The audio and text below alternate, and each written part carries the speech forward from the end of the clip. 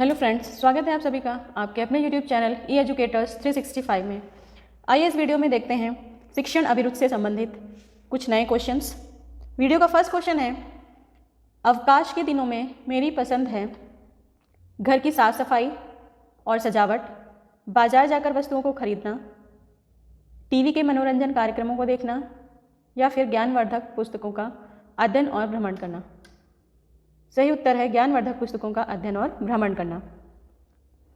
अगला प्रश्न है, आपके विचार से छात्रों को कक्षा में प्रश्न पूछने की छूट होनी चाहिए कभी कभी, जब शिक्षक चाहे, या फिर पाठ समाप्त होने पर, या जब भी छात्र कठिनाई का अनुभव करे।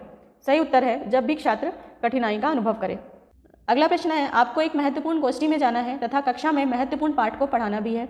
ऐसी स्थिति में आप किसी सहयोगी को पढ़ाने के लिए कहकर गोष्ठी में चले जाएंगे, या विचार गोष्ठी के उपरांत अतिरिक्त समय में छात्रों को पढ़ा देंगे, या विचार गोष्ठी में नहीं जाएंगे, या आकस्मिक अवकाश लेंगे। सही उत्तर होगा विचार गोष्ठी के उपरांत अतिरिक्त समय में छात्रों को पढ़ा देंगे। अगला प्रश्न है, आपकी राय में अध्यापक का सबसे महत्वपूर्ण गुण क्या होना चाहिए? देश प्रेम, खेल भावना, व्यावसायिक निष्ठा या विद्वता। सही उत्तर है व्यावसायिक निष्ठा।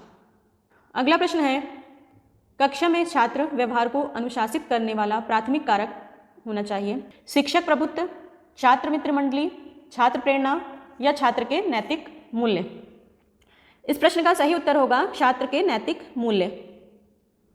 अगला प्रश्न देखेंगे, छात्र उस शिक्षक को अधिक पसंद करते हैं जो उनकी समस्याएं सुनता है, समय का पाबंद होता है, या जल्दी नाराज नहीं होता, या उपरोक्त सभी गुणों से युक्त होता है। सही उत्तर आएगा उपरोक्त सभी गुणों से युक्त होता है।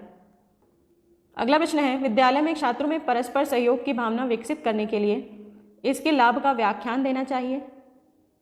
सभी शिक्षकों को मिलजुल कर विद्यालयों में कार्य करना चाहिए, या फिर छात्रों को सहयोग भावना से जुड़ी कहानियां सुनानी चाहिए, या सहयोग न करने वाले छात्रों को दंडित करना चाहिए। इसका सही उत्तर होगा सभी शिक्षकों को विद्यालयों में मिलजुल कर कार्य करने से छात्रों में परस्पर सहयोग की भावना विकसित होती है। सही उत्तर ये है। अगला प्रश्न देखेंगे, कक्षा शिक्षण तब अच्छा होता है जब कक्षा के सभी छात्र चुपचाप शांत बैठे हों, या प्रश्न पूछने और उत्तर देने में तत्पर हों, या अध्यापक की हर बात लिख देते हों, या फिर साफ सुथरे और स्कूल ड्रेस में आते हों। सही उत्तर होगा प्रश्न पूछने और उत्तर देने में तत्पर हों। अगला प्रश्न है, आज के वैज्ञानिक युग में मेरे विचार से पुस्तकालयों की उपयोगिता समाप्त हो गई है, या मात्र शोध कार्यों के लिए रह गई है, या पहले की अपेक्षा बढ़ गई है, या फिर केवल निर्धन और साधनहीन लोगों के लिए रह गई है। ये सही उत्तर इसका होगा पहले की अपेक्षा बढ़ गई है। अगला प्रश्न है, अध्ययन की वे विधियां जो कारणों व उनके परिणामों के संबंधों की खोज करती हैं क्या होती हैं? विकासात्मक, या तुलनात्मक, या उपचारात्मक, या प्रयोगात्मक। सही उत्तर होगा उपचारात्मक। अगला प्रश्न देखेंगे, निम्नलिखित में से कौन सा कारक बच्चे के व्यक्तित्व विकास को सबसे अधिक प्रभावित करेगा? घर का भावनात्मक वातावरण, आनुवांशिक गुण या दोष, सहपाठियों का सामाजिक अनुकूलन, या विद्यालय का अनुशासन। सही उत्तर होगा घर का भावनात्मक वातावरण। अगला प्रश्न है, विद्यालयों के गुणवत्ता में सुधार के लिए निम्नलिखित में से सबसे अधिक प्रभावशाली कारण है? अधिक वित्त साधन, बेहतर सुविधाएं, प्रतिबद्ध अध्यापक, या समुदाय का सहयोग। सही उत्तर है प्रतिबद्ध अध्यापक।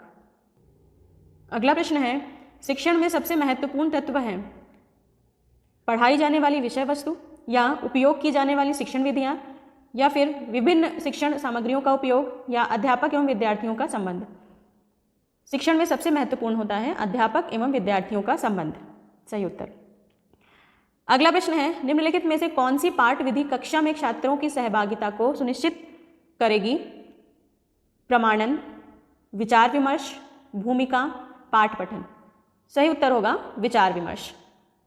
अगला प्रश्न है, बच्चों की वृद्धि के अनुरूप उनकी रुचियां बहुमुखी हो जाती हैं, स्थायी व सीमित हो जाती हैं, या फिर अपेक्षाकृत अनियमित दिशा में अग्रसर होती हैं, या फिर प्राकृतिक व संख्या में पहले के समान रहती हैं।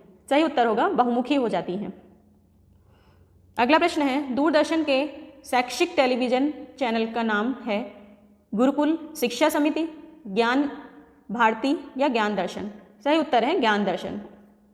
अगला प्रश्न है, कक्षा में उत्तम अनुशासन को कायम रखता है एक तानाशाह अध्यापक, प्रजातांत्रिक अध्यापक या सत्तावादी अध्यापक या फिर अनुशासित अध्यापक? सही उत्तर है अनुशासित अध्यापक। अगला प्रश्न है, ऑपरेशन ब्लैक बोर्ड का संबंध निम्न में से है? किससे संबंधित है ऑपरेशन ब्लैक बोर्ड? देखेंगे प्राथमिक शिक्षण से या माध्यमिक शिक्षा सेवा से या प्रौढ़ शिक्षा से या फिर तकनीकी शिक्षा से? यह संबंधित है प्राथमिक शिक्षण से। अगला प्रश्न है, नवोदय विद्यालय प्रारंभ किए गए हैं ग्रामीण बच्चों के लिए, गरीब बच्चों के लिए या मंदबुद्धि बच्चों के लिए या फिर प्रतिभाशाली ग्रामीण बच्चों के लिए? सही उत्तर है प्रतिभाशाली ग्रामीण बच्चों के लिए। अगला प्रश्न है, निम्नलिखित में से कौन सा कथन सत्य नहीं है?